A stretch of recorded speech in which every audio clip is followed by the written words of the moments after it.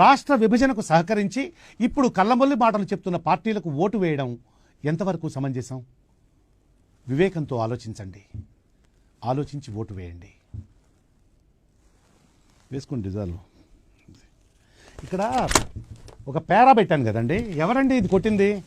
ఇక్కడ పేరా పెట్టాను కదండి, ఏం చేస్తారండి వీళ్ళు? ఇక్కడ పేరా ఇది ఇలా పెడితే ఇండికేషన్ పేరా అని, డివైడ్ చేయమని అర్థం. ఎందుకు ఎందుకు పుడతారో కూడా తెలియదండి మనుషులు, కొంతమంది బేసిక్ సెన్స్ ఉండదు మనుషుల దగ్గర. ఓకే, సెకండ్ అండి, ఇది ఫిఫ్త్ అండి, అయిపోయింది ఫిఫ్త్ది. సిక్స్త్ అండి, చేసే మూడు ఉత్సాహం సర్వనాశనం అయిపోతాయి. ఫుల్ స్టాప్లు కామాలు ఉంటాయి కదండి, ఆ ఫుల్ స్టాప్లు కామాలు కొట్టరా? దేనికండి వీళ్ళు? ఫుల్ స్టాప్లు కామాలు పంక్చువేషన్ ఒకటి ఉంటుంది, నేను రాసేటప్పుడు అన్నీ పెడతాను. ఎందుకండి అంటేనేమో అందరికీ కోపం వస్తుంది, అందరూ హర్ట్ అయిపోతారు. పని చేయడం మాత్రం చేత కాదు.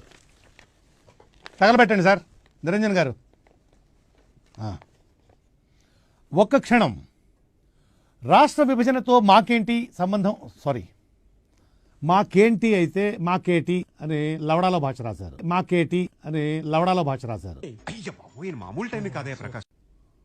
నాకు చాలా కోపదారి మనిషిని మీకు తెలుసు. నేను చూడండి అక్కడ ఏముందో, మీకు చేసి ప్రయోజనం ఏముంది సార్? ప్రూఫ్ రీడింగ్ చేయించి మాకేటి అని ఉంది అక్కడ. అదే కొట్టడం అయితేనేమి, నేను రాసింది ఒకటైతే అక్కడ ఒకటి ఉంటుంది. ఓకే, ఏళ్ళ ప్రపంచంలో ప్రతి వాడు అవతల వాడి భాషను కరెక్ట్ చేయొచ్చు అనుకుంటాడు, వాడికే సర్వం తెలుసు అనుకుంటాడు. ఉంది అక్కడ ఏముందో చూడండి. ఓకే, 3 ఖరాబ్ అవుతుంది, దాని రిఫ్లెక్షన్ మొత్తం నా మొహంలో రిఫ్లెక్ట్ అవుతుంది. అందులో మళ్ళీ వేస్తాడు.